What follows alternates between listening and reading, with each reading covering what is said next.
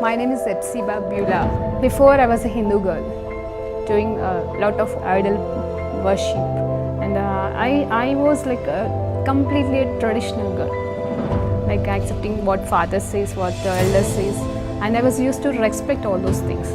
And after coming to the Lord, and I stopped the tradition. I completely stopped the tradition, and I just entered into the love and compassion of the Lord. My parents arranged for the marriage, and it was like a 2 months gap from the arrangement to the marriage. And immediately after marriage, like he said, like I don't like you. So I just want to leave, and he left. Even I was pleading him, I was begging him, and I was asking him to come back, but it never happened. If he is not going to come to me, I want to die. That if he is going to be separated from me, I should die. The day I was about to kill myself, I was watching a TV channel, and immediately she started like, here one girl is crying. You have been separated with your husband and you are planning to die now, but you are not going to do that. Immediately I called to one of my Christian friends, and she shared with me the gospel. On the spot, I accepted Lord as my Savior. The next moment, I felt free from the burdens and all kind of thoughts, and everything left me. Price lord అండి. దేవునికి మహిమ కలుగును గాక. ప్రార్థన చేసుకుందాం. పరిశుద్ధ గొప్ప దేవా, నీకు స్తోత్రం, స్తుతి, మహిమ, ఘనత, ప్రభావం చెల్లించుకుంటున్నాం నాయన. ఈ సమయంలో తండ్రి ప్రభా జిక్లా కానీ ప్రభా నైనా తండ్రి నేర్చుకోబోతున్నాం నాయన. అయ్యా తండ్రి దావీదు యొక్క జీవిత చరిత్రలోకి వెళ్ళి ప్రభా మరి ప్రాముఖ్యమైన స్థలంలోకి ఆ బిడ్డ జీవించినప్పుడు జరిగిన గొప్ప గొప్ప సంఘటనలు ప్రభా నైనా మేము ధ్యానిస్తుండగా మాతో మాట్లాడి మీరే సమస్త మహిమ, ఘనత, ప్రభావాలు పొందుకోమని యేసుక్రీస్తు నామములో ప్రార్థన వేడుకుంటూ పొందుకుంటున్నాము తండ్రి. ఆమేన్. ప్రైస్ లార్డ్ అండి. దేవునికి మహిమ కలుగును గాక. ఈ రోజు మరి దావీదు చరిత్రలోకి వెళ్ళి మనం ధ్యానిస్తున్న 6వ అంశం ఏంటంటే దావీదు జక్లగ్. అంటే ఈ జక్లగ్ అనే స్థలంలో మరి ఏ రీతిగా దావీదు వెళ్ళాడు, ఎందుకు వెళ్ళాడు, అక్కడ ఏం జరిగింది, ఎలా ఉన్నాడు అనే దాని మీద మనం కంప్లీట్గా ఈరోజు ధ్యానించబోతున్నామండి. మొదటిగా ఈ స్థలము ఆల్మోస్ట్ మరి ఇది శత్రు రాజ్యంలో ఉన్న స్థలం అండి, జిక్లగ్ అనే స్థలం. మరి ఆ ప్లేస్లో కూడా మరి దేవాది దేవుడు దావీదుకు ధన్యతనిచ్చినాడని చూడండి. మనం కూడా శత్రువుల మధ్యలో ఉన్నప్పుడు మనకి దేవుడు ఇచ్చే కృపని మనం ఒక్కసారి ఆలోచన చేస్తే మరి ఆ రీతిగానే మరి దావీదు కూడా ఏ రీతిగా శత్రువు ఎదుట భోజనం అంటారు కదండి, మరి ఆయన ఎలా రాసుకున్నాడు ఆ పాట అనేది మీరు ఎప్పుడైనా ఆలోచన చేశారు? అవును, ఆయన మన కాపరి, ఆయన మనకి తోడై ఉంటాడు, మనకి సహాయం చేసేవాడు అని చెప్పేసి నాకు లేమి కలగదు అని ఏ రీతిగా మరి అరణ్యవాసంలోకి వెళ్ళి మరి తను జీవిస్తున్న జీవిత విధానంలో ఆయన రాసుకున్నాడు. ఎందుకంటే రాజుగా అయిన తర్వాత ఆ పాట పాడాల్సిన అవసరం అతనికి లేదండి. కానీ రాజు కాకముందు తను అనుభవించిన దాన్ని బట్టి ఆ కీర్తన 23వ అధ్యాయం నిజంగా మనం నిన్న అంతా కూడా ఆయన అరణ్య వాసము ఎలా జరిగింది, ఒక్కొక్క స్థలంలోకి వెళ్ళి ఒక్కొక్క ప్లేస్లోకి వెళ్ళి ఎట్లా పారిపోతూ మళ్ళీ అందులోనే గెలుపు, అందులోనే దేవుని పరీక్షలు, అందులోనే మరి అతనికి ఊరట కలిగించే సిచ్యువేషన్స్, నెమ్మది కలిగించే కారణాలు ఎన్నో మరి దావీదు అనుభవించడం అనేది జరిగింది. అలాగే మరి నెక్స్ట్ స్థలం, చివరి స్థలం అరణ్య వాసంలో ఆయన పరిగెడుతున్న స్థలంలో, ఆయన ఎక్కడైతే కొండల ప్రాంతాలు అరణ్యాల చుట్టూ తిరుగుతున్న టైంలో మరి రాజు కాబోయే ముందు నిలబడిన స్థలం అంటే ఉన్న స్థలం ఈ జిక్లగ్ అనే స్థలం అండి. అక్కడ ఇంచుమించు బైబిల్ చెప్తుంది సంవత్సరం మీద 4 నెలలు అంటే 16 నెలలు మరి దావీదు అక్కడ ఉండడం అనేది జరిగింది. మరి దావీదుతో పాటు ఎవరెవరు ఉన్నారు అక్కడ అనేది చూస్తే మరి దావీదుతో పాటు ఉన్న 600 మంది, ముందు మనం మాట్లాడుకున్నట్టుగా 400 మంది ప్లస్ అలాగే 200 మంది కూడా యాడ్ అయ్యారు. తర్వాత మొత్తం 600 మంది పురుషులు ఉన్నారు, వారికి సంబంధించిన భార్యా బిడ్డలు ఉన్నారు. అలాగే మరి దేవుడు ఈ అరణ్య వాసంలో, ఈ అరణ్య ప్రయాణంలో మరి అతనికి ఇచ్చిన మరి చక్కటి భార్యలైన 2 అబిగేలు అలాగే అనీహోం అనే స్త్రీలు కూడా మరి దావీదు యొక్క భార్యలు కూడా మరి అక్కడ వారితో ఉండడం అనేది జరిగింది. సో ఆ స్థలానికి ఎలా వెళ్ళాడు అనేది చూస్తే మరి 1 సామ్యుయేలు రాసిన గ్రంథం 27వ అధ్యాయంలో చూస్తున్నప్పుడు మనము దానికంటే ముందు మరి ధ్యానించుకున్నాం కదండి. అకీష్ అనే రాజు, మరి ఆయన ఫిలిష్తీయుల రాజు అండి. నిజం చెప్పాలంటే ఆ రాజు ఏం చేశాడు తెలుసా అండి, ఒక సందర్భంలో మరి తను పిచ్చివాడు, తన్ని నేనెందుకు పెట్టుకుంటాను, ఇతను ఎందుకు తీసుకొచ్చారని దావీదు మరి పిచ్చివాడిలాగా నటించిన సందర్భంలో తోసివేస్తే మరి అదే వ్యక్తి దగ్గరికి, అదే రాజు దగ్గరికి మరి అనుకోని రీతిగా దేవాది దేవుడు మరలా నడిపించాడు. ఎక్కడండి, ఎట్లా నడిపించాడు తెలుసా అండి, సౌలు నుండి పారిపోతూ ఇక లాభం లేదు, నేను ఈ అరణ్యంలో ఎక్కడున్నా సౌలు నన్ను చంపక మానడు అని చెప్పేసి ఫిలిష్తీయుల దగ్గరికి వెళ్ళిపోయాడండి. శత్రు శత్రు రాజ్యంలోకే పోయి శత్రు రాజు దగ్గరే నిలబడి ఏం చెప్తున్నాడు అంటే మరి దేవుడు ఇచ్చిన ధన్యత ఎంత అంటే ధైర్యంగా నిలబడుతున్నాడు. అయ్యా నాకు ధన్యతని ఇస్తావా? చూడండి ఎంత చక్కటి మాట. నేను అనుకుంటున్నాను శత్రువులు ఏదట భోజనం అనే మాట ఆయన నోట ఈ అనుభవాన్ని బట్టే వచ్చిందేమో అని నాకు అనిపిస్తున్నది. మరి 1 సామ్యుయేలు 27:10 అండి. అకీషు ఇప్పుడు మీకు దండెత్తి దేశంలో జోరుగా పుడుతున్న దావీదు నడగా, దావీదు యూదా దేశమునకు యెహోమోరీయులకును దేశంలోనకును కెనీయుల దేశమునకు దక్షిణంగా మేము ఒక ప్రదేశంలో చొరవబడితిమి. అలాగనే దావీదు చేయును వచ్చెను. అతను ఫిలిష్తీయుల దేశంలో నివసించినంత కాలము ఆ ప్రకారము చేయునని తమ్మును గురించి వారు చెప్పుకుందురేమో అని గాతుకు వర్తమానము తేగల వాడు ఎవడైనాను అగునా అని చెప్పేసి మాట్లాడుతున్నాండి. ఏదేమైనా కానీ ఇక్కడ చూస్తే రాజుకి సహాయం చేస్తున్నట్టుగా ఉన్నారండి. దావీదు ఏం చేస్తున్నాడంటే అకీష్ అనే రాజుకి సహాయం చేస్తున్నట్టుగా అక్కడ వారికే సహాయం చేస్తున్న ప్రభా, ఇదిగో మీ ఫిలిష్తీయులకి వ్యతిరేకంగా ఉన్న వాళ్ళు ఎవరైనా ఉన్నారా అని చెప్పేసి యూదుల దగ్గరికి ఇజ్రాయెల్కి సంబంధించిన దేశాలకి ప్రదేశాలకి వెళ్ళి వాళ్ళని నాశనం చేసి వస్తున్నానని అబద్ధం చెప్తున్నాడండి. నిజానికి దావీదు ఏం చేస్తున్నాడంటే ఆకీష్ దగ్గర ఉంటూనే మరి దానికంటే అతని దగ్గరికి వెళ్ళక ముందు కూడా శత్రు రాజులకు సంబంధించిన వారిని నాశనం చేస్తూ ఏ ఆనవాళ్ళు కూడా చూడండి ఏ ఆనవాళ్ళు కూడా ఉంచకుండా కాపాడుతున్నాడంట. ఒక ఊరికి వెళ్ళి మొత్తం నాశనం చేస్తే అక్కడ ఎవరైనా ఒకరిద్దరు ఉన్నా కూడా ఏమవుతుందంటే వెళ్ళి వెంటనే దావీదు తన సైన్యం ఎవరండి 600 మంది మనం నిన్న నేర్చుకున్నాం కానీ వాళ్ళకి తర్ఫీదు ఇచ్చాడు, వాళ్ళని యుద్ధ వీరులుగా చేశాడు. యుద్ధమే తెలియని ఈ వ్యక్తి యుద్ధానికి మరి అధికారిగా మారిపోయాడు. తన రాజ్యాన్ని కాపాడడానికి యుద్ధవీరుడయ్యాడు. తనతో పాటుగా మిగతా 600 మందిని మరి బలహీనులైన వారిని మరి బలవంతులుగా చేసి యుద్ధానికే సంసిద్ధం చేసి ఫిలిష్తీయులకి వ్యతిరేకంగా యుద్ధం చేస్తూనే ఉన్నాడు. ఆ సందర్భంలో ఏంటంటే అక్కడ అసలు ఛాన్స్ లేకుండా ఎవరైనా సరే వెళ్ళి ఫిలిష్తీయుల రాజుకి చెప్పనివ్వకుండా అందరినీ హతం చేస్తా మరి తన పని తన రాజ్యాన్ని తను కాపాడే పనిలోనే మరి దేవుడిచ్చిన ఆజ్ఞ అండి, శత్రువులను నిశ్చయం చేసే ఆజ్ఞని మరి అతను పాటిస్తూనే ముందుకు సాగుతూ ఉన్నాడు. ఈ విషయంలో దేవుడు తనకి తోడుగా ఉన్నట్టుగా కూడా బైబిల్ చెప్తుంది. ఆ తర్వాత చూస్తే వాళ్ళని వాళ్ళని చంపేస్తూ ఎలా ఏ సాక్ష్యాలు కూడా లేకుండా చేస్తున్నాడు. అంత మాత్రమే కాదు మరి ఒక సందర్భం వచ్చేస్తుందండి. ఎలాంటి సందర్భం అంటే అమేలేకులతో యుద్ధం చేయడానికి వచ్చినప్పుడు యాకేష్ ఎవరండి అంటే మరి ఈ యాకేష్ అనే రాజు మరి ఫిలిష్తీయుల రాజుకి అమేలేకులు వచ్చినప్పుడు మరి అక్కడ దావీదుతో ఏమంటాడు తెలుసా? దావీదు నువ్వు కూడా రా, నీ సైన్యంతో నాకు సపోర్ట్ చేస్తావు, ఎందుకంటే నువ్వు నాకు ఇంత చేస్తున్నావు కదా, నీకంటే సహాయం చేసే వాళ్ళు ఎవరుంటే నువ్వు బలవంతుడివి అని చెప్పేసి గుర్తించి అతన్ని పిలవడం కూడా జరుగుతుంది. ఏదండి మరి తనకి యుద్ధ సహాయానికి దావీదుని తన సైన్యాన్ని పిలుస్తూ ఉంటారు.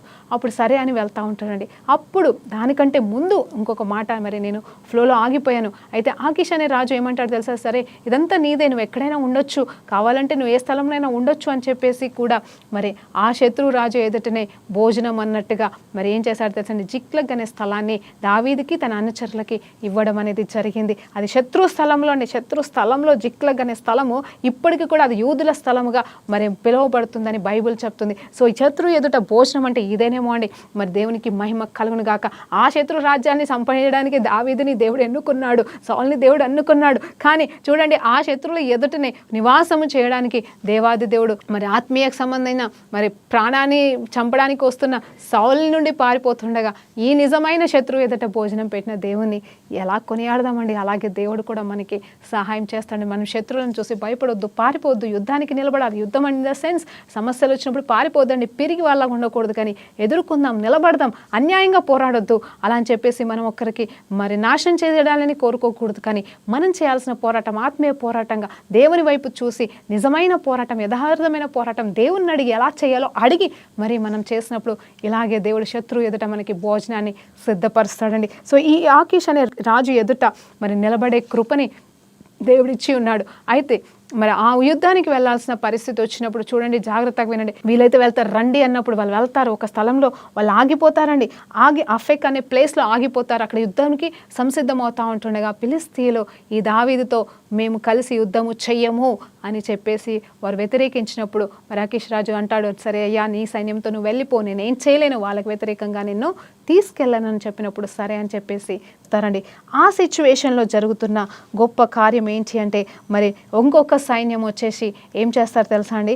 ఇంకొక సైన్యం వచ్చేసి ఎవరైతే ఈ జిక్లగ్లో మరి దావీదు తన వారంతా ఉన్నారో మరి తన భార్యలే కావచ్చు, 600కు సంబంధించిన మరి కుటుంబాలే కావచ్చు, అక్కడ ఉంటుండగా వారు వచ్చి దావీదుకు సంబంధించిన వారిని అందరినీ కూడా మరి తీసుకెళ్ళిపోవడం, చెరపట్టడం అనేది, అలాగే వారికి కలిగినదంతా కూడా మరి దొంగిలించి ఎత్తుకొని పోవడం అనేది జరిగిందండి. అప్పుడు జరుగుతుందండి కొన్ని సందర్భాలు, కొన్ని సంఘటనలు. మరి ఈ సంఘటనలను అంతా కూడా 1 సామ్యుయేలు గ్రంథం మరి 30వ అధ్యాయంలో క్లియర్గా రాయబడతా ఉంటుంది. ఏమని చెప్తా ఉంటారంటే, మొదటి నుండే చదువుదామండి. దావీదు అతని జనులను 3వ దినమునందున జిక్లగునకు వచ్చిరి. అంతలో అమాలేకీయులు దండెత్తి దక్షిణ దేశము మీదుగా సిగ్లగు మీదకి పడి కొట్టి దానిని తలగబెట్టి గనులేమి అలుపులనేమి అందులోనున్న ఆడవారిని అందరినీ చెరపట్టుకొని వారిని అంటే చంపలేదంట. చూడండి, దేవుని కృప ఎలా ఉంటుంది, చంపిపోవచ్చు కానీ వాళ్ళు చంపలేదంట, వారిని తీసుకొని వెళ్ళిపోయి ఉండేది. దావీదును అతని జనులను పట్టణమునకును వచ్చి అది కాల్చబడినందున తమ భార్యలను కుమార్తెలను చెరలోనికి పోబడి ఉండుట చూసి ఇక ఏడ్చుటకు శక్తి లేకపోనంతగా బిగ్గరగా ఏడ్చిరి. ఇజ్రాయేల్ అంతా కూడా మరి ఇది కేవలం దావీదు వలనే జరిగిన సంఘటన అని చెప్పేసి వారందరూ కూడా మరి దావీదుని చంపాలని కూడా అనుకుంటారంట. నిజమే అంట. అక్కడ అమేలీకులు అంట వాళ్ళు వచ్చి మరి వీరి దగ్గర ఉన్న ఆస్తిని, అంతస్తుని, అలాగే అక్కడ ఉన్న స్త్రీలను, పిల్లల్ని అందరినీ కూడా మరి తీసుకొని వెళ్ళిపోయినప్పుడు మరి అక్కడ అదంతా కూడా బూడిద జిక్లగ్ని కాల్చివేసేసినారంట మొత్తం.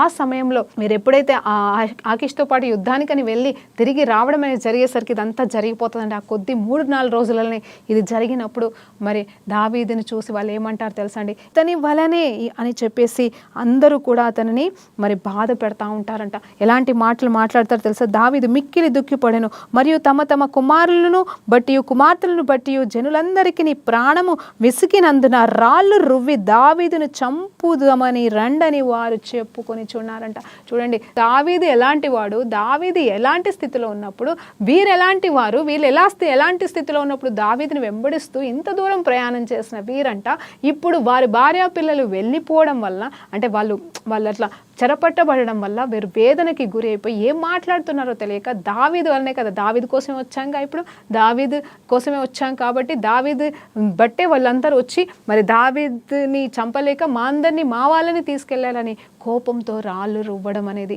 అంటే ఇంకా కొట్టడానికి కూడా సంసిద్ధమవుతా ఉన్నారంట. అప్పుడు దావీదు మహారాజు వాళ్ళని మీరేంటి అని గొడవ పడట్లే, వారిని ఇంకా ఏదో అనట్లేదు. ఆయన తలుచుకుంటే 600 మంది 6 సెకండ్లు చంపేయగలరండి ఆ దావీదు, కానీ వాళ్ళని ఏమనకుండా మౌనంగా తను చేయాల్సిన పని తను చేస్తున్నాడు.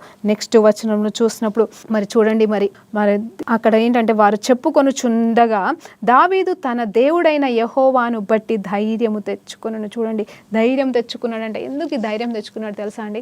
కేవలం వాళ్ళ మాటలు అంటున్నారు అని వాళ్ళని ఏమనొద్దు అనే ధైర్యం మాత్రమే కాదు, కానీ నెక్స్ట్ ఏం చేయాలి, సరే వీళ్ళైతే కృంగిపోయారు, వీళ్ళు ఏడ్చేసి అలసిపోయి నన్ను ఏదో అంటున్నారు అని అర్థం చేసుకుని ఇప్పుడు నేనేం చేయాలా, ఎలా ముందుకు సాగాలా, వారందరిని ఎలా కాపాడాలి. నిజంగా దావీదుకు సంబంధించిన వాళ్ళు ఎంతమంది పోయారు తెలుసా అండి? అక్కడ 2 భార్యలు మాత్రమే, అప్పటికి పిల్లలు కూడా పుట్టలేదు, దావీదుకి ఇంకా ఎవరు లేరు. కానీ మిగతా వాళ్ళంతా దావీదు కోసం వచ్చిన వారే, నిజమే దావీదుకి రక్త సంబంధికులే కావచ్చు, కానీ మరి వారి భార్య పిల్లలే కావచ్చు, కానీ ఇక్కడ దావీదు కంటే అనేది 100% అనే వాళ్ళు 2 భార్యలు మాత్రమేనండి. కానీ వారందరినీ రక్షించుకునే ఆలోచనలో మరి దావీదు చేసిన మొదటి పని ఏంటంటే తను ముందుగా బలము తెచ్చుకున్నంట, ధైర్యము తెచ్చుకున్నాడు. ఎవరిని బట్టి అంటే తెలుసా? దేవుని బట్టి. మరి ధైర్యము తెచ్చుకొని ఏమంటున్నాడు తెలుసా అండి? పిమ్మట దావీదు ఎఫోదును తెమ్మని యాజకుడగు అహీమెలకు యొక్క కుమారుడైన అబ్యాతారుతో చెప్పగా అబ్యాతారు ఎఫోదును దావీదు వద్దకు తీసుకొని వచ్చెను. నేను ఈ దండును తరిమిన ఎడల దాని కనుగొందునా అని యెహోవా యొద్ద దావీదు విచారణ చేయగా యెహోవా తరుము, నిశ్చయంగా నీవు వారిని కలుసుకొని తప్పక నీ వారి అందరినీ దక్కించుకొందు అని సెలవిచ్చెను. కాబట్టి దావీదు అతని యొద్ద నుండి 600 మందిని బయలుదేరి మేసారు వాగు గట్టుకు రాగా వారిలో 200 మంది అనేకులు దిగబడి తగ్గిపోయారంట. అంటే ఇక్కడ ఏం చెప్తున్నారు అని అంటే, మరి దావీదు అయితే దేవుని వైపు చూసి ఎఫోదుని తెప్పించుకొని దేవా అని దేవుని సన్నిధిలో మొరపెట్టాడంట. మొరపెట్టి ప్రభువా మరి ఇప్పుడు నేనేం చేయాలి, నేను వెళ్ళి మరి వాళ్ళని నేను రక్షించుకుందునా, వాళ్ళు నాకు దొరుకుతారా, వాళ్ళు ఎక్కడికి పోయారో నాకు తెలియదు కదా, మరి ఎవరు వచ్చి తీసుకెళ్లారు, ఎక్కడికి తీసుకెళ్లారు అనేది తెలియదు, కాబట్టి నాకు దొరుకుతారా, నేను వెంబడించాలా అని దేవాది దేవుని సన్నిధిలో కనిపెట్టినప్పుడు దేవాది దేవుడు మాట్లాడుతున్నాడు, నువ్వు వెళ్ళు, అలాగే ఖచ్చితంగా అందరినీ ఏది కూడా నష్టపోకుండా యూ షెల్ రికవర్ ఆల్ అని అంటుందండి ఇంగ్లీష్ బైబిల్లో. అంటే సమస్తాన్ని నువ్వు సమకూర్చుకుంటావు, ఏది నష్టం కాదు, ఏది నువ్వు పొడగొట్టుకోకుండా అన్నీ తీసుకొస్తావు వెళ్ళు అని చెప్పేసి దేవాది దేవుడే దావీదుతో మాట్లాడతాడు. వీళ్ళంతా రాళ్ళు రవ్వుతున్నారు, తను మాత్రం తనకి తెలుసు యథార్థ స్థితి తెలుసు, తన దేవుడు ఎంత గొప్ప దేవుడో తెలుసు, తన దేవుడికి అసాధ్యమైనది లేదని తెలుసు, తన దేవుడు గాడ్ ఆఫ్ రెస్టోరేషన్ అనేది తెలుసు. కాబట్టి దావీదు వీరి మాటలు బట్టి కృంగిపోలేదు, వీరిని బట్టి వీళ్ళు ఏమైపోతే నాకెందుకని చెప్పేసి తన మార్గాన తను వెళ్ళిపోలేదు. కానీ ఏంటి అంటే దావీదు వారిని రక్షించడానికి 600 మందికి సంబంధించిన బిడ్డల్ని భార్యల్ని తన భార్యల్ని కూడా కాపాడుకోవడానికి నిలబడుతున్నాడు. ఏం చేయాలని మరలా సొంత జ్ఞానం ఉపయోగించట్లేదు, కానీ దేవుని మీదనే ఆధారపడుతున్నాడు. ప్రతి అడుగులో, ప్రతి నిమిషంలో, ప్రతి దాంట్లో కూడా ఎక్కడ యుద్ధానికి వెళ్ళినా ఏదైనా నిర్ణయం తీసుకోవాలన్నా దావీదులో ఉన్న శ్రేష్టమైన మరి అలవాటు ఏంటి అంటే తనకున్న మంచి లక్షణం ఏంటంటే దేవుణ్ణి మొదటిగా అడగడం. ఈరోజు మన జీవితంలో కూడా మన ఇష్టానుసారంగా పరిగెత్తేస్తాం, పరిగెత్తి అలసిపోతాం. అయ్యో ప్రభా ఎందుకు జరగట్లేదు ప్రభా, ప్రార్థన అయితే చేశాం కదా, ప్రార్థన చేసి అప్పచెప్తున్నామండి, ప్రభా ఇక మేము వెళ్తున్నాం నువ్వు చూసుకొని అప్పచెప్తా. కానీ దేవుడు నిజంగా నేను పొమ్మంటున్నాడా, నేను చేయమన్నాడా ఆ పని, నీకు ఇచ్చాడా అది, లేకపోతే ఆ వ్యక్తి దేవుడు చిత్తమని నీకు చెప్పాడా, వివాహం విషయంలోనే కావచ్చు, బిజినెస్ విషయంలోనే కావచ్చు, దేవుడు చెప్పిన తర్వాత నువ్వు అడిగేస్తే అవి ఎన్ని ఆటంకాలు వచ్చినా ఎన్ని ఇబ్బందులు వచ్చినా దేవుడు ఖచ్చితంగా ఫైనల్గా నీకు అంటే జవాబిస్తాడు, సొల్యూషన్ ఇస్తాడు. అంత మాత్రమే కాదు, మరి ఫైనల్గా చూస్తే కూడా ఆయన మనల్ని ఘనపరుస్తాడండి. అంటే మనకు విజయం ఉంటుందండి. కానీ దేవుడు చెప్పకముందుగానే నేను వెళ్ళిపోయి ప్రభా దీవించంటే అది దీవిస్తాడేమో దేవుడు కొన్ని విషయాలలో, కానీ అన్ని విషయంలో దీవించాలని లేదండి. ఎందుకంటే మనం ఎన్నోసార్లు దేవుని చిత్తం కాని మార్గాలు వెళ్తూ ఉంటాం, దేవుని చిత్తం కానివో లేకపోతే ఆ సమయానికి కానివో మనం చేసి ఎన్నోసార్లు నష్టపోతాం. దాని బదులు ముందుగా దావీదులాగా మనం నేర్చుకోవాలండి. ఇవన్నీ మనం ఎందుకు ధ్యానిస్తున్నామంటే ఒక్కొక్క అంశంలో దేవుడు మనతో కూడా మాట్లాడుతున్నాడు. ఇవన్నీ కూడా ఎవరి చరిత్ర మనం ధ్యానించిన, ఎవరి గురించి మనం ధ్యానించిన, ఏ వచనం, ఏ కీర్తన, ఏ వాక్యం మనం తీసి చదివినా మనకు దేవుడు ఏమని చెప్తున్నాడు, దాంట్లోకి వెళ్ళి మనం ఏమి నేర్చుకోవాలి ఈ పాఠం నుండి, ఈ జీవితం నుండి, ఈ వ్యక్తి నుండి అనేది మనం తప్పకుండా మనం ధ్యానించాలండి. అదే వాక్యం ధ్యానించడం అనేది మీరు తెలుసుకోవాలండి. మరి దేవాది దేవుడు ఈ రీతిగా దావీదుని బలపరిచి ధైర్యపరిచి నువ్వు వెళ్ళు, సమస్తాన్ని నువ్వు రిస్టోర్ చేసుకుంటావు, ఏ ఒక్కటి కూడా నథింగ్ యూ విల్ లాస్ అంట, నువ్వు ఏ ఒక్కటి ఇంచు కూడా పొడగొట్టుకోవు, అన్నీ నీకు సమకూర్చబడతాయి అని చెప్పేసి దేవుడు చెప్పినప్పుడు వెంటనే మరి తను వెళ్తా ఉన్నాడు. తనతో పాటుగా 600 మంది బయలుదేరినట్టుగానే బయలుదేరతారు, కానీ అందులో 200 మంది బలహీనులు అవుట చేత అంటే వాళ్ళు వెళ్ళలేకపోతారండి. అక్కడ ఆ తర్వాత 400 మంది వెళ్ళడం దేవుడు తెలుసా అండి ఎంత గొప్ప దేవుడు. మరలా శత్రువు ఎదుట మరి భోజనం అన్నట్టుగానే ఇక్కడ కూడా ఏం చేశాడు తెలుసా అండి, మరి ఐగుప్తుకి సంబంధించిన ఒక ప్రిజనర్ అంటే ఒక బానిస మరి ఈ అమేలకులకి మరి పనివాడిగా ఉంటాడంట. మరి వీళ్ళు ఎతుకుతూ వెళ్తుంటే ఆ పనివాడు అనుకోకుండా అదే సమయంలో వీళ్ళు వెళ్తున్నారో లేదో పనివాడు చావు బ్రతుకు మొదలు అక్కడ ఉండిపోయినప్పుడు మరి అతన్ని చూసి ఆగిపోలేదు. ఇతనోడు చావు బతుకులో ఉన్నాడు, ఈయనతో మాకేం సంబంధం, మేము వెళ్ళి మమ్మల్ని మేము అంటే మా వారిని మేము తెచ్చుకోవాలి, పరిగెత్తట్లేదు. కానీ అతన్ని చూసి దావీదు ఒక్క నిమిషం ఆగి, ఏంటి నీ బాధ, ఎన్ని రోజులైంది నువ్వు తిని అని అతనికి ఆహారాన్ని ఇచ్చి నీటినిచ్చి తనున్న పరిస్థితిని బట్టి తనకి సేద తీర్చి ఏమంటున్నాడు తెలుసా, ఎవరు నువ్వు, ఎక్కడికి వెళ్తున్నావు ఏంటి అంటే అప్పుడు క్లుప్తంగా ఇదిగో ఆమె పలానా రాజా అంటే ఎవరైతే మరి వచ్చి వెళ్ళిపోయారో వాళ్ళ తరపు నుండి వచ్చిన వ్యక్తిని, కానీ నా యజమానుడు నేను బలహీనుడని అయ్యానని నన్ను ఇక్కడ వదిలేసి వెళ్ళిపోయాడు అని చెప్పేసి క్లుప్తంగా మరి మేము జిక్లక్లో మేము కొల్ల సొమ్మును తీసుకొని వెళ్ళిపోతా ఉన్నాము, దాన్ని తలగబెట్టేసాము, మేము వెళ్తూ ఉంటుండగా నేను బలహీనుడని అయిపోయిన నన్ను నా యజమానుడు వదిలేశాడు. మరి తీసుకెళ్ళిపోతున్న వారు ఎవరంటే అమాలీకులు అని చెప్పేసి క్లియర్గా చెప్పడం. వాళ్ళు ఏ మార్గానికి వెళ్ళారు అని అడిగినప్పుడు పలానా చోటుకి వెళ్ళారు, పలానా వైపు వెళ్ళారని మరి క్లియర్ గైడెన్స్ ఇచ్చారండి. నిజంగా మరి ఒక శత్రువు అంటే ఐగుప్తులు మనకి శత్రువులే కదండి మొదట్లో, అంటే ఇజ్రాయలైట్స్కి ఆ సమయంలో ఆ రాజ్యానికి సంబంధించిన మరి ఒక బానిసని మరి దేవాది దేవుడు ఇక్కడ ఒక దూతలాగా మరి దావీదుని నడిపించడానికి వాడుకున్నాడు. అక్కడ దేవుడే చెప్పొచ్చు కదా స్వరంతో టెల్లర్ అని చెప్పొచ్చు, కానీ దేవుడు అక్కడ దావీదుకు ఒక పరీక్ష, ఇక్కడ అన్యాయంగా అంటే అక్కడ పడిపోయి ఉన్న బిడ్డని చూస్తావా లేదా అని చూడండి. పరీక్షలు నీకు ప్రతి అడుగులో పరీక్షలు ఖచ్చితంగా దేవుడు పెడతాడు. మన హృదయ స్థితిని పరీక్షిస్తూనే ఉంటాడు. చూడండి ఒట్టిగానే దేవుడు హృదయానుసారుడని పిలుచుకోవాలని చూడండి ఎంత దేవునికి అంటే ఆ బిడ్డ పట్ల దేవుని హృదయం కొట్టుకున్నట్టుగా ఆ వ్యక్తిని చూడంగానే దావీదు హృదయం కొట్టుకుంది. తను పరిగెత్తాల్సిన చోటికి పరిగెత్తకుండా ఆగిపోయి తన కోసం నిలబడ్డప్పుడు దేవుడు మార్గాన్ని సరళం చేశాడు. ఇక్కడ దేవుడు ఏమైనా చేయగలడు, కానీ ఇక్కడ దేవుడు దావీదుని మరొక్కసారి పరీక్షించడం, ముందుగా తన కోసం నిలబడిన వారిని కాపాడడానికి వెళ్తున్నాడు. అలాగే మరి ఎవరో దారిన పడిపోయిన వారిని కూడా, నిస్సహాయ స్థితిలో ఉన్న వారిని కూడా ఆశ్రయం ఇవ్వాలని, సహాయం చేయాలని ఒక్క అడుగు వేస్తే దేవుడు తన ద్వారా మరి వీరి ఆచూకీ తెలిసేలాగా సహాయం చేసి ఉన్నాడండి. అందుని బట్టి దేవునికి మహిమ కలుగును గాక. మన సమస్యలను బట్టి మనం కృంగిపోవద్దు, మనకు వస్తున్న ఇబ్బందిని బట్టి మనం ఆగిపోవద్దు, కానీ ఇతరులకి మనం సహాయపడినంత సహాయపడుతూ మన బాధ్యతలు మనం చేసుకుంటాం ముందుకెళ్తే దేవుడు మనల్ని తప్పకుండా దీవిస్తాడని. దీన్నే అంటారు కదండి వాక్యంలో, నీరు పోసిన వారికి నీరు పోయబడుతుంది అని చెప్పినట్టుగా మరి దావీదు అక్కడ దీవెన పొందుకుంటున్నాడు. వెళ్ళిన తర్వాత అక్కడికి వెళ్ళి మరి ఎంత సొమ్ము అంటే అండి, అక్కడ వాళ్ళందరినీ కూడా రిస్టోర్ చేసుకోవడం జరిగింది. ఏ ఒక్క ప్రాణం కూడా పొడగొట్టుకోకుండా అందరి 600 మందికి సంబంధించిన బిడ్డల్ని, భార్యల్ని అందరినీ తీసుకురావడం, ఏమేమైతే వీరు తీసుకొని వెళ్ళిపోయారు అందరినీ, ఇంక్లూడింగ్ దావీదు యొక్క 2 భార్యల్ని కూడా తీసుకొచ్చుకోవడం అనేది జరిగింది. అంత మాత్రమే కాదండి, ఆ అధ్యాయం అంతట్లో చివరిగా ధ్యానించినప్పుడు చూస్తే ఏముంటో తెలుసా, మరి లెక్కలేనంత కొల్లొస్సొమ్ము అంట, లెక్కలేనంత కొల్లొస్సొమ్ము ఫ్రమ్ ద ఎనిమీస్, శత్రువుల నుండి గొప్ప గొప్ప మరి ఏమంటారంటే దాన్ని మరి కొల్ల సొమ్ము అంటారంటే భయంకరమైన ధననిధిని తీసుకొని రావడం అనేది జరిగింది. అంటే అంటే కేవలం పొడగొట్టుకున్నది అంతా రావడం కాదు, కానీ అంతకు 1000 మరి వెండి బంగారం లాంటివో మరి ఎలాంటివో అన్నీ కూడా మరి దావీదు అక్కడి నుండి తీసుకొని రావడం అనేది జరిగింది. అదంతా కూడా ఈ 400 మంది తిరిగి మరి ఈ మిగతా ప్రజలతో పాటుగా వాటిని కూడా మోసుకొని వచ్చి అక్కడితో ఆగలేదు. అక్కడ ఇంకొక పరీక్ష ఉంటుందని, ఆ 400 మంది మేము పంచుకుంటామన్నప్పుడు అలా మీరు చేయకూడదు. ఎవరైతే ఇక్కడ విడిచిపెట్టి మనం వెళ్ళామో ఆ 200 మంది కూడా మనతో యుద్ధం చేసిన వారే, మనతో ఉన్నవారే. వాళ్ళు బలహీనతను బట్టి వాళ్ళు రానంత మాత్రాన వారికి ఇవ్వకూడదు అని, అంటే వాళ్ళు రాలేదు కదా మేము వాళ్ళకి ఇవ్వమని ఆ 400 మంది అన్నప్పుడు దావీదు లేదు, అలా ఉండకూడదు.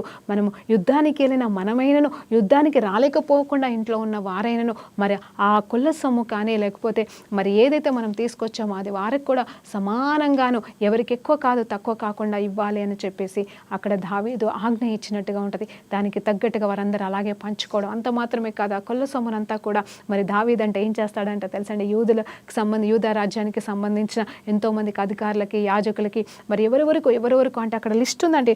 ఒక్కొక్క దిక్కున, దక్షిణ దిక్కున పలానా వాళ్ళకి, ఉత్తర దిక్కున పలానా వాళ్ళకి, పలానా రాజ్యంలో పలానా వాళ్ళకి అని చెప్పేసి మొత్తం అంటే యూదులకే అండి, మన ఇజ్రాయెల్ జనాంగానికే మరి బహుమానాలు, ఇదిగో శత్రువు రాజ్యం నుండి దేవుడు మనకిచ్చిన కొల్ల సొమ్మును మీకు బహుమానంగా పంపిస్తున్నానని చెప్పేసి అందరికీ పంచుతా ఉన్నాను. మరి దావీదు దగ్గర పెట్టుకొని కూర్చోవచ్చు కదండి, లేదండి ఆనందంలో. అంటే నేను లాస్ట్ మెసేజ్లో మనం చెప్పుకున్నట్టుగా అరణ్యవాసాన్ని నిజంగా ఉల్లాసంగా మార్చేసిన దేవుడు అండి. కేవలం నష్టాన్ని మాత్రమే తిరిగి ఇవ్వలేదు, కానీ నష్టానికి మరి దొంగలించినప్పుడు 4 అంతలుగా రెస్టోరేషన్ చేయాలి అన్నట్టుగా మరి దేవాది దేవుడు ఇక్కడ మరి ఎంతో కొల్ల సొమ్మును మరి దావీదుకి తన అనుచరులకు ఇవ్వడం అనేది జరిగిందండి. నిజం చెప్పాలంటే ఇక్కడితో సౌలు అయితే మరి తను వెంబడించడం ఆపేశాడు, అయిపోయింది అనుకున్నాడు. ఎందుకంటే సౌలుకి ఈ గ్యాప్లో ఇంకొక సంఘటన జరిగిందండి. ఏం జరిగింది తెలుసా, ఇక తన వల్ల కాదు, దావీదు 2 సార్లు నన్ను చంపడానికి వచ్చాడు, కానీ తన మనసు మంచిది కాబట్టి నన్ను చంపలేకపోయాడు. అలాగే అక్కడితో కూడా ఆగలేదండి, ఆ తర్వాత కూడా మరి వెతకడానికి, దావీదుని వెంబడించడానికి చూశాడు. కానీ ఎప్పుడైతే దావీదు వెళ్ళి ఫిలిష్తీయులతో పాటుగా ఉన్నాడు, ఫిలిష్తీయుల మధ్యలో నివసిస్తున్నాడని తెలుసుకొని ఇక సౌలు గమ్మున వెళ్ళిపోయాడండి. ఇంకా పట్టించుకోలేదు. ఎక్కడికి వెళ్ళాడు తెలుసా అండి, దురాత్మల చేత మాట్లాడించే వారి దగ్గరికి మరి వెళ్ళిపోయి ఏం చేశాడంటే దురాత్మ చేత తోటి మాట్లాడాలనుకున్నాడు. అంటే దేవుని స్వరం వినలేడు. మరి సామ్యుయేలు లాంటి ప్రవక్తలు తనకి సపోర్ట్ చేసేవాళ్ళు లేరు.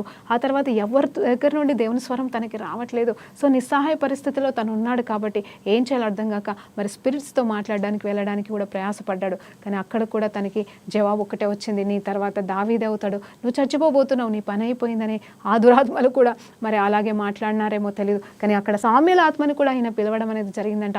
సామ్యుయేలు ఆత్మ కూడా వచ్చి మరి నీ పని అయిపోయింది, నేను ఆల్రెడీ చెప్పాను కదా, నన్ను ఎందుకు పిలిచామని గద్దిస్తాడంట. సో ఆ సందర్భం ముందు అధ్యాయంలో 29వ అధ్యాయంలో రాయబడిందండి. ఈ రీతిగా మరి దేవాది దేవుడు దావీదుని నడిపిస్తూనే ఉన్నాడు, ఒక్కొక్క స్టెప్. మరి మధ్యలో మనం మాట్లాడుకున్నట్టుగా అరణ్యంలో ఉంటుండగా మరి చక్కటి భార్యల్ని కూడా దేవుడు ఇచ్చాడు. ఆ తర్వాత ప్రతి పరీక్షలో కూడా మరి అక్కడ దావీదు మరి గెలుస్తూనే వచ్చి ఉన్నాడండి. మన జీవితంలో కూడా ఈ పరీక్షలన్నీ కూడా మనం గెలవాలి అంటే మనకి కావాల్సింది ఏంటి తెలుసా అండి, పరిశుద్ధత కావాలి, దేవుని మీద నిరీక్షణ కావాలి. మనము మరి గెలవాలంటే నిజంగా పరిశుద్ధతకి సంబంధించిన సంబంధించిన పరీక్షలు ఒకవైపు, అలాగే నేను చేయగలనా లేదా అనేది ఒకవైపు, అలాగే సామర్థ్యతని బలాన్ని ఇవ్వడానికి మొదటిగా మనం ధ్యానించగానే గొలియాతుని చంపక ముందు అతనికి ఆయుధాలని వేసుకోవడానికి కూడా రాలేదు.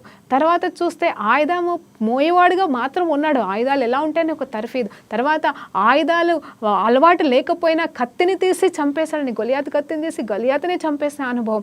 ఆ తర్వాత చూస్తే ఈ యుద్ధమే తెలియని ఈ వ్యక్తి వెళ్ళి ఏం చేస్తున్నాడు, ఆటోమేటిక్గా యుద్ధం చేయడమే ఆరంభించేశాడు శత్రు రాజ్యాలతో.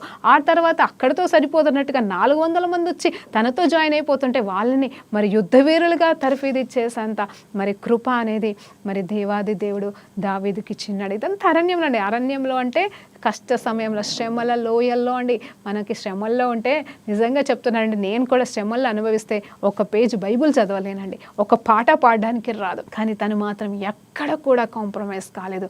దేవునికి మొదటి స్థానం ఇస్తూ, దేవునిలోనే ఎదుగుతూ, దేవునితోనే మాట్లాడుతూ, అలాగే నేను ఇది చేయొచ్చా చేయకూడదా అని అడుగడుగునండి. నిజంగా చెప్పాలంటే మధ్యలో వాక్యంలో నేర్చుకున్నాం ఏంటంటే, మరి ఎంగేడి దగ్గరే కావచ్చు, లేకపోతే మొయాన్ అనే స్థలంలోనే కావచ్చు, దానికంటే ముందు జీప్ అనే స్థలంలోనే కావచ్చు, అక్కడ తర్వాత కెయ్యిల విషయంలో కూడా వాళ్ళు నన్ను నిజంగా తండ్రి నన్ను ఖచ్చితంగా వీళ్ళు నా షౌలుకి అప్పచెప్తారంటే ఖచ్చితంగా అప్పచెప్తారని దేవుడే చెప్తా అన్నాడు. అప్పుడు దేవుని సహాయంతోనే పారిపోతా ఉన్నాడు. అంటే మనుషుల సహాయం కోరుకోవట్లేదు, మనుషుల నుండి సలహాలు తీసుకోవట్లేదు దావీదు, కానీ దేవుని స్వరమే వింటున్నాడు, దేవునితోనే మాట్లాడుతున్నాడు. మరి దేవుని మీద ఆధారపడడం అది దేవుడికి నచ్చిందండి. నిజం చెప్పాలంటే ఇప్పుడు మనం కూడా ఏంటంటే మనం దేవునితో మాట్లాడతాము, దేవుడు మనతో మాట్లాడతాడు, కానీ మనం ఎప్పుడు కూడా వేరే వాళ్ళు మనతో మాట్లాడాలని చూస్తాం, వేరే వాళ్ళ ద్వారా దేవుడు మనతో మాట్లాడితే బాగుండా అని చూస్తూ ఉంటాడు. నిజంగా చెప్పాలంటే అవసరమా అండి? దేవుడే డైరెక్ట్గా మనతో మాట్లాడితే మనం వేరే వాళ్ళ దగ్గరికి వెళ్ళి దేవుడు మనతో మాట్లాడతాడా, ఏమంటున్నాడని అడగాల్సిన అవసరం. ఓకే, ఆ సిచ్యువేషన్లో అనుకోకుండా ఒక ప్రవక్త వచ్చి నీ జీవితంలో మాట్లాడినాడా, సంతోషం అండి. దేవునితో పలకరించాడా, సంతోషం.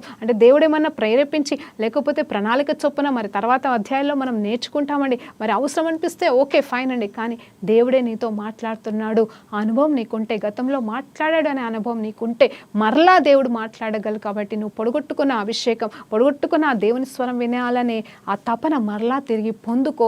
ప్రతి అడుగులను దేవుని వైపు చూడు, ఇంకా మనుషుల వైపు చూడడం మానేయమని దేవుని పేరిట ఈరోజు మనం నేర్చుకుంటున్నామండి. మళ్ళీ ఇంకొక మాట చెప్తాను చివరిగా ఈ భాగంలో ముగింపులో ఏంటంటే, ఆయన విల్డర్నెస్లో కూడా మరి దేవుణ్ణి కొల్చాడని మనం నేర్చుకున్నాం. మరి జిక్లెక్ అనే స్థలంలో కూడా మరి అని ఉన్నాడు. ఇక్కడ జిక్లెక్ అనే ఆ స్థలానికి అర్థం ఏంటంటే విండింగ్ అంట, ఫ్లోయింగ్ అంట, out pouring and power of water అంట. అంటే చూడండి దేవుని అంటే అక్కడ నీళ్లు ప్రవహించే స్థలంగా, అంటే ఎంగేడి అంటే నీళ్ళు ఉన్నాయండి అక్కడ, ఆ నీళ్ళని బట్టి సేద తీర్చబడ్డారే కావచ్చు.